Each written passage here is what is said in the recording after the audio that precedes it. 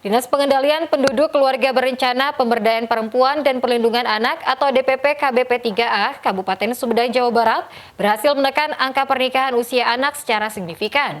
Dari tahun 2021 yang mencapai 1.348 pernikahan, jumlahnya menurun drastis di tahun 2022 yang hanya mencapai 229 pernikahan. Apabila ada yang perlu ditanyakan. Upaya Dinas Pengendalian Penduduk Keluarga Berencana Pemberdayaan Perempuan dan Perlindungan Anak atau DPP KBP 3A Kabupaten Sumedang, Jawa Barat dalam menekan angka pernikahan usia anak mulai membawa hasil. Hal tersebut terlihat dari data Pengadilan Agama Sumedang tahun 2022 kemarin yang mencatat 246 ajuan dengan pengabulan 229 dispensasi pernikahan. Angka tersebut turun drastis dari tahun 2021 yang angkanya sampai mencapai 1.348 pernikahan.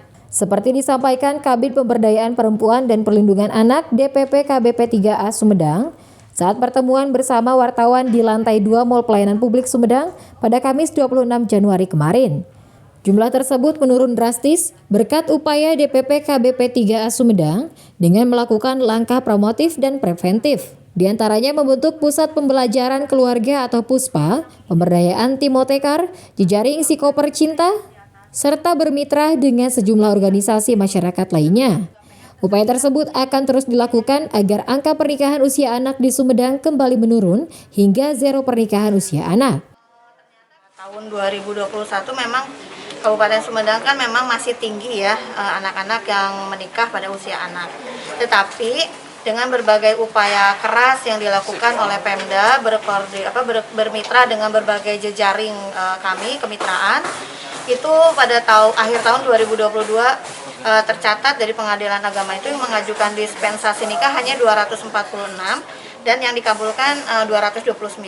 Memang ini kami belum berhasil menyetop atau sampai zero ya pernikahan usia anak, tetapi mudah-mudahan dengan kolaborasi dengan upaya keras kami semua, mudah-mudahan tahun ini kita bisa lebih menekan lagi kesadaran orang tua maupun anak-anaknya untuk tidak menikah sebelum menikahkan, ya tidak menikahkan ataupun mereka juga tidak menginginkan nikah di usia anak.